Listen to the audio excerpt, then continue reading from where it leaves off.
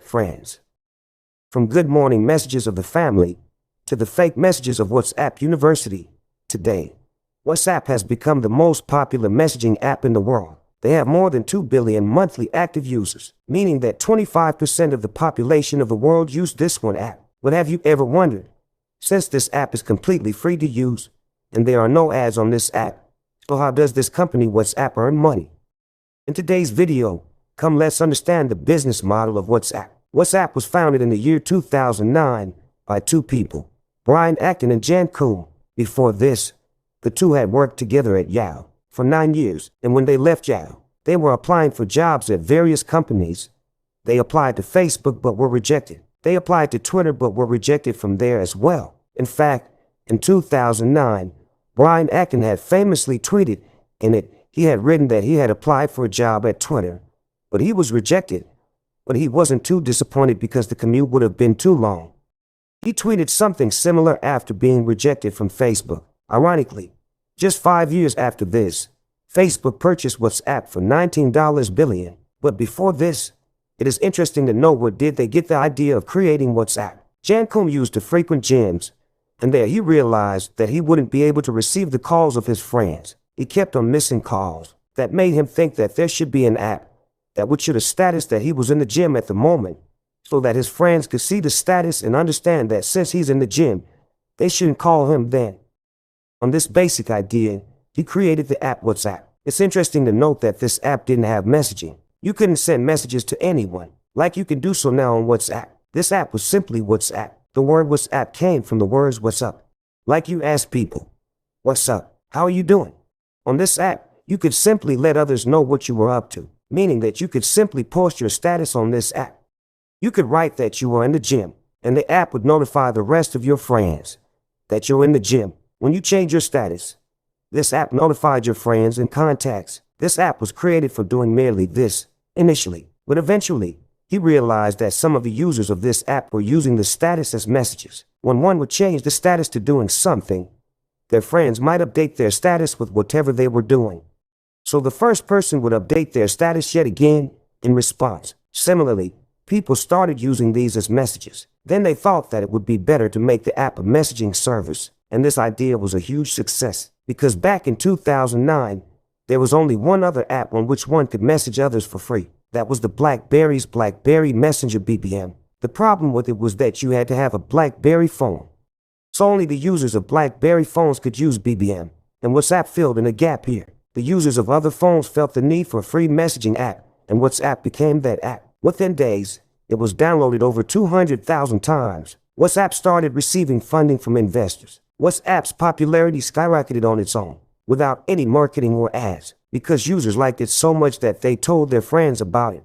Those friends told their friends, and WhatsApp saw organic growth. As you remember, around 2009, these telephone companies used to charge a lot of money for sending each SMS. Calling rates were based on minutes per call. They were quite expensive, and here was a clear-cut free option, so people started using WhatsApp. Within the next 2 years, this app became one of the top 10 apps in the App Store. This was true for almost every country, except for America.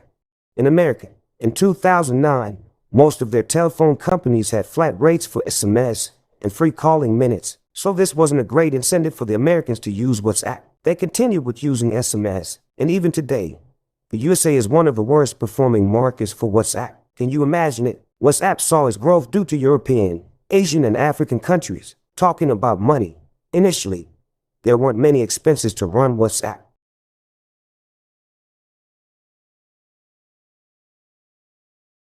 They had a small team. They had built a simple app. They weren't spending money on marketing or running ads.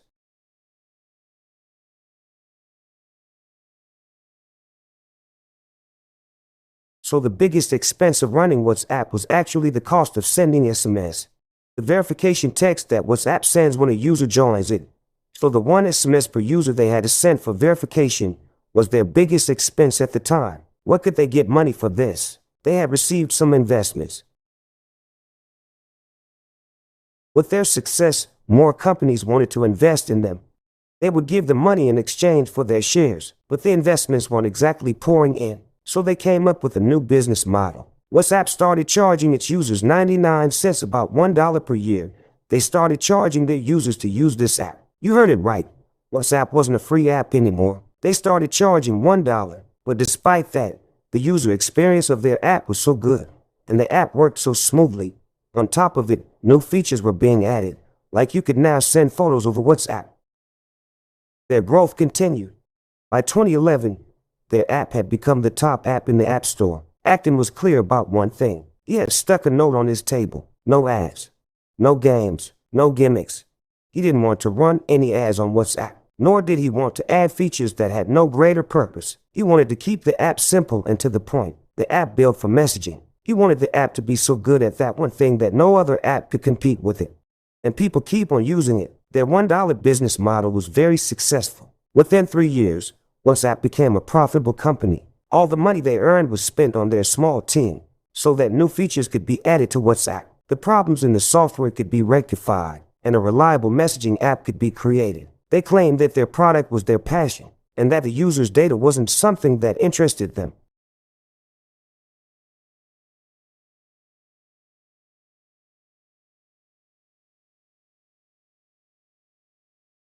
That they had no interest in taking users' data.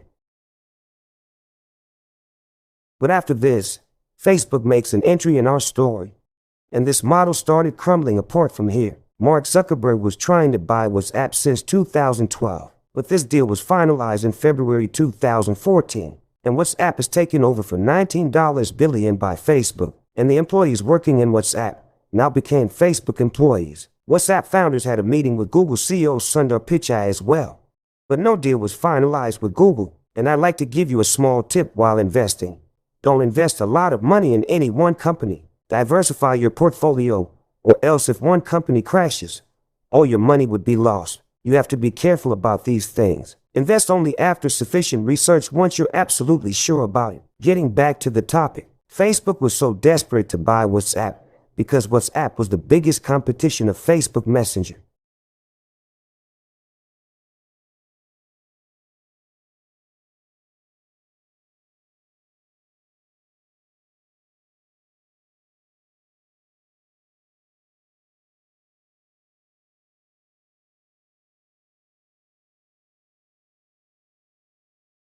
And by 2014, several other messaging applications had popped up in competition.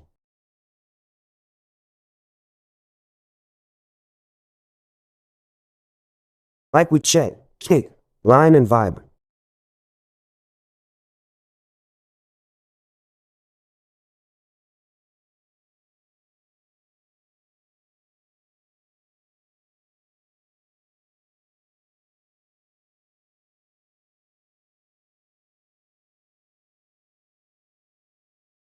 Facebook wanted to buy WhatsApp so that there'd be no significant competition after they owned both Facebook Messenger and WhatsApp.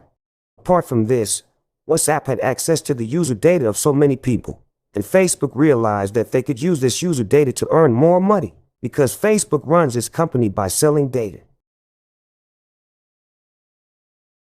We'll talk about this in some other video, when we discuss the business model of Facebook.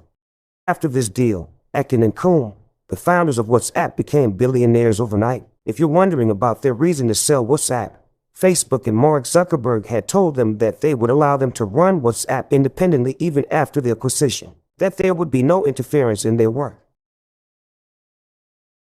Thus they agreed to sell it.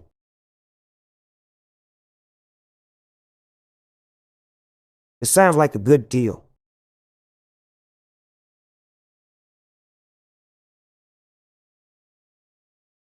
They get the money and don't even have to compromise on their values.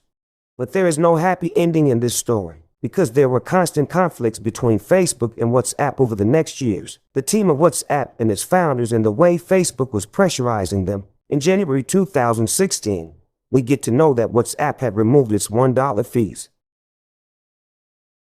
and WhatsApp became a completely free application again. The reason behind it is said to be that there are many countries like India where people don't have credit cards.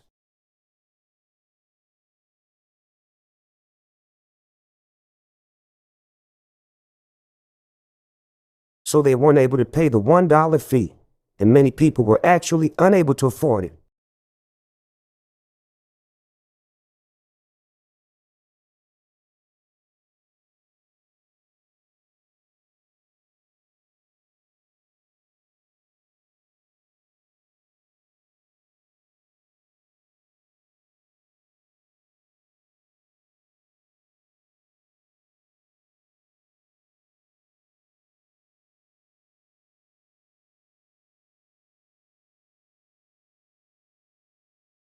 In this case, making this a free app helps in developing a larger user base, so they decided that since they wanted to expand and have more users for their app, they would have to make the app free to use.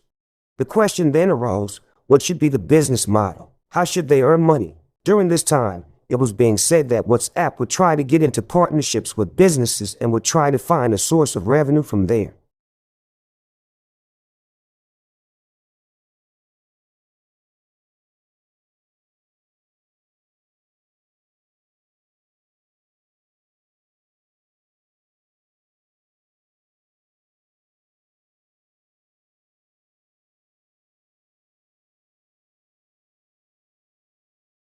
At the same time, Mark Zuckerberg was being pressured by his investors because $19 billion had been paid to WhatsApp, and so they needed to make some money out of it somehow.